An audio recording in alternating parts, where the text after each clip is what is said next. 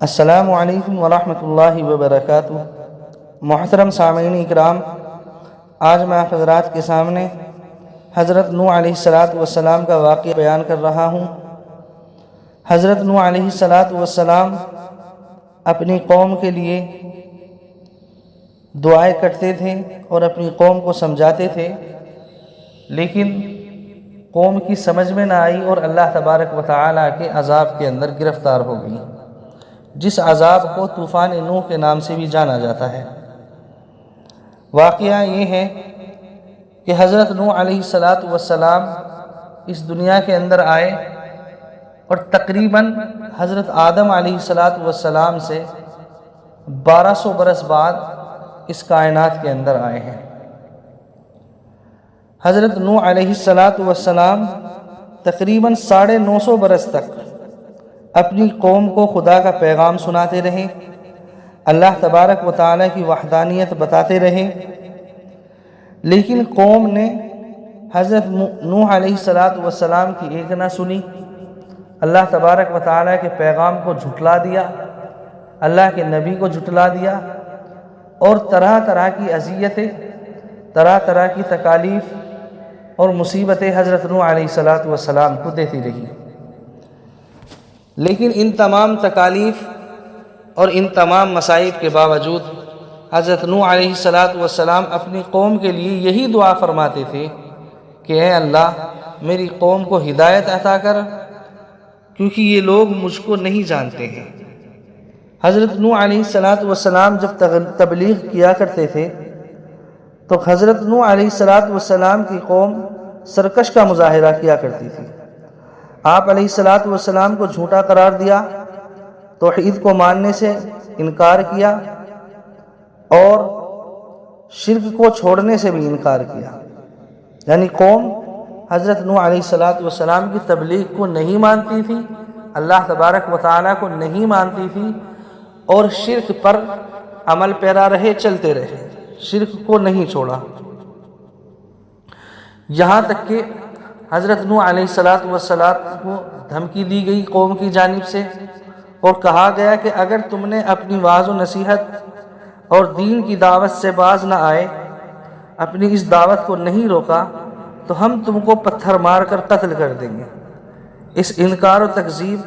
اور دھمکیوں کے ساتھ آپ علیہ السلام کی شان میں گستاخانہ جملہ بھی کہے اور کہنے لگے کہ یہ تو پاگل ہیں۔ یہاں تک کہ ایک دن یہ وحی نازل ہو گئی کہ اے نوح،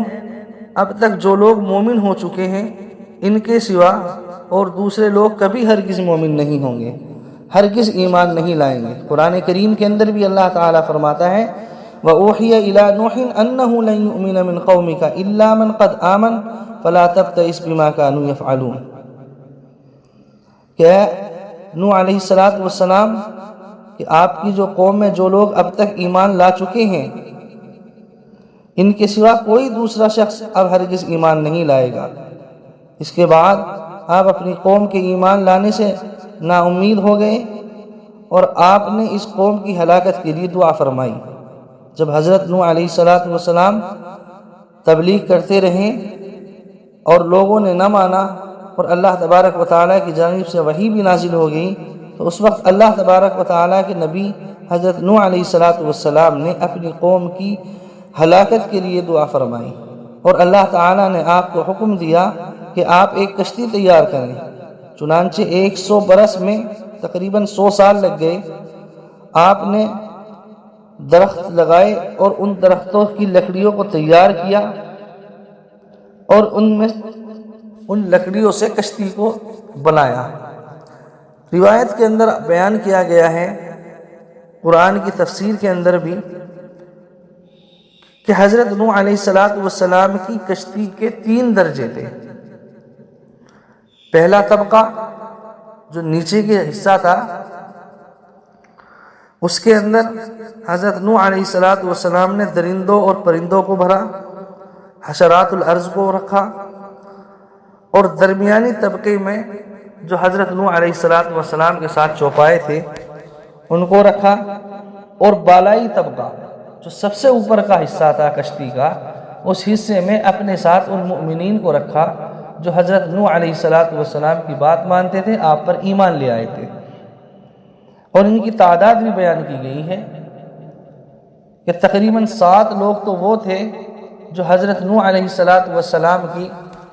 اپنے خاندان کے تھے، اپنے اہل و عیال تھے، اور تقریباً 80 آدمی ایسے تھے جو حضرت نوح علیہ السلام کے خاندان کے علاوہ آپ کی قوم میں سے آپ کے اوپر ایمان لائے تھے۔ جب حضرت نوح علیہ السلام یہ کشتی تیار کر رہے تھے تو اس وقت آپ کی قوم آپ سے مذاق کیا کرتی تھی اور آپ کو مذاق میں چڑھایا کرتی تھی اور کہتی تھی کہ اے نوح، تم تو کہتے ہو کہ ہم اللہ کے نبی ہیں، تم تو کہتے تھے کہ ہم اللہ کے نبی ہیں،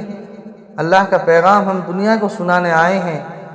لیکن تم نے یہ کیا عمل کر لیا، تم تو ایک بڑھئی بن گئے، لوہار بن گئے۔ اس طرح کی کلمات سے حضرت نوح علیہ السلام کے ساتھ مذاق کیا کرتے تھے۔ قرآن کریم کے اندر بھی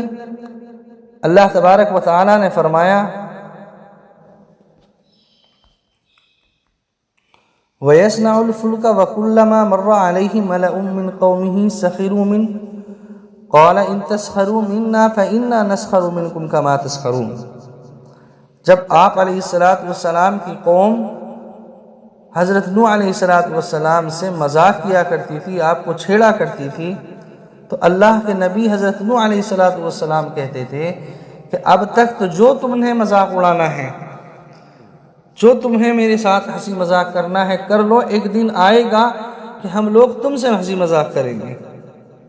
کیونکہ حضرت نوح علیہ السلام کو اللہ کی جانب سے یہ وحی نازل ہو گئی تھی کہ ہم اس قوم کو برباد کرنے والے ہیں، اس کے اوپر آفات و مصیبت لانے والے ہیں۔ چنانچہ ایک دن ایسا آیا کہ حضرت نوح علیہ السلام کی قوم پر عذاب آ گیا، آسمان سے بھی بارشوں کا نزول ہوا، زمین سے بھی پانی اگلا،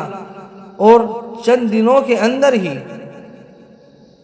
اللہ تبارک و تعالی نے پوری قوم کو پانی کے اندر غرق کر دیا۔ اللہ تبارک و تعالی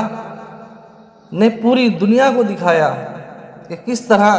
ایک نبی کی نافرمانی کرنے سے، اس کو اذیتیں پہنچانے سے، ان کو تکالیف دینے سے اللہ تبارک و تعالی نے پوری قوم کو غرق کر دیا۔ اگر اس کے علاوہ بھی آپ قرآن کریم کو اٹھائیں تو بے شمار انبیاء علیہ السلام ایسے ہیں جن کی قوموں کو اللہ تعالی نے طرح طرح کے عذاب اور طرح طرح کے عذاب کے اندر ان کو برباد کر دیا، ان کا نام و نشان آج اس دنیا کے اندر نہیں رہا ہے۔ اس لیے اللہ تبارک و تعالی سے دعا ہے کہ اللہ تعالی ہمیں اپنے پیارے حبیب جناب نبی کریم صلی اللہ علیہ وسلم کی اطاعت عطا فرمائے، اور آپ صلی اللہ علیہ وسلم کے طریقے پر ہمیں زندگی گزارنے کی توفیق عطا فرمائے، اور عذاب الہی سے ہماری حفاظت فرمائے۔ آمین۔ وآخر دعوانا ان الحمد للہ رب العالمین۔